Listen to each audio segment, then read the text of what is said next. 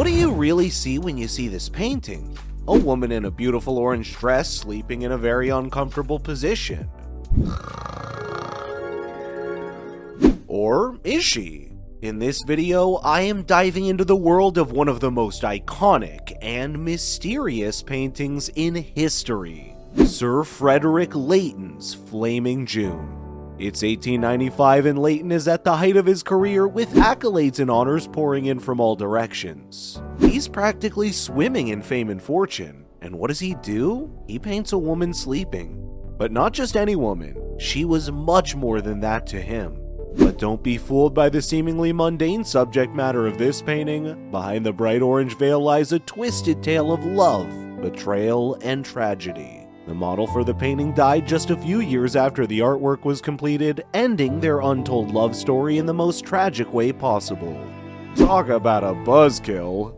But wait, there's more. The painting was lost for decades, forgotten in a dusty old attic, until it was discovered in the 1960s and restored to its former glory. It's like a phoenix rising from the ashes, very suitable for a painting named Flaming Jane, that's for sure.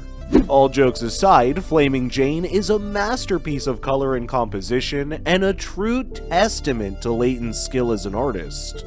Its vibrant hues and dreamlike quality transport you to another world where time stands still and everything is bathed in a warm orange glow. It's like a daydream, but with fewer awkward moments. So, my fellow art lovers, let's raise a glass to Flaming June, a painting that's equal parts tragedy and triumphant beauty. It's a work of art that will leave you mesmerized and inspired, and maybe even a little bit thirsty for some orange juice. First, let's talk about the man himself, Sir Frederic Leighton.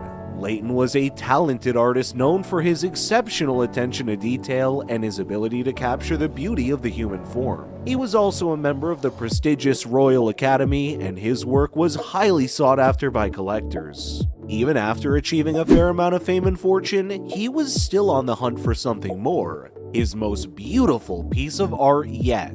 They say that when you desire something hard enough, you're bound to seek it out, and that's exactly what happened when he met Dorothy Dean. Ada Pullen first met the 50-year-old artist when she was 19 years old. Pullen, an actress who used the stage name Dorothy Dean, was the daughter of a struggling engineer who turned to modeling to help her family. Pullen changed her name, Dorothy Dean, with Leighton's help, and she quickly established herself as his go-to model. In fact, it's thought that George Bernard Shaw drew inspiration for his play Pygmalion from Leighton and Dean's relationship. Dean appeared in multiple paintings over the course of more than 17 years, and Leighton encouraged her to also act as a model for his fellow artists. But out of all those works of art, there's one in particular that stands out as an absolute masterpiece. So what is it about this painting that has us talking about it now? At first glance, we see a young woman in a flowing orange dress, sound asleep in a peaceful pose. Her arms are relaxed and her head tilted to the side, as if she is lost in a pleasant dream. But if we look closer, we notice the intricate details of the folds and creases of her dress. The texture of the fabric and the way the light catches it, Leighton was a master of capturing the delicate nuances of fabric. And this painting is no exception. The vibrant colors of the painting and its dreamlike quality transports the viewer to another world. It's easy to imagine the sound of waves crashing against the shore and feel the warm Mediterranean sun on your skin.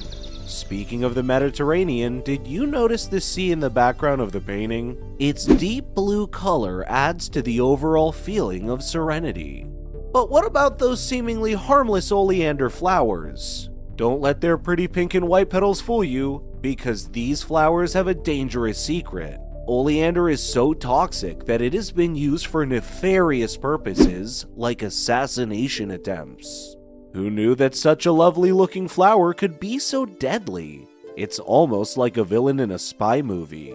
Deceiving everyone with its appearance, beauty may be in the eye of the beholder, but in the case of oleander, it's in the eyes of the poison control center.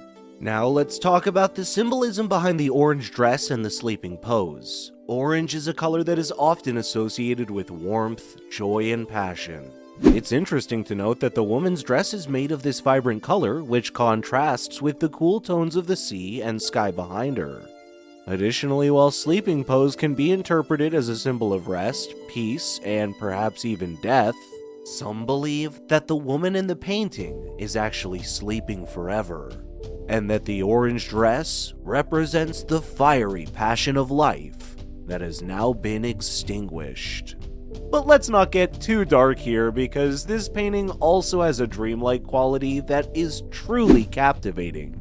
The vibrant colors and delicate brushstrokes give the piece a sense of lightness and fluidity, as if the woman is suspended in a beautiful dream. The soft curves of the woman's body and the flowing fabric of her dress also contribute to this sense of dreaminess.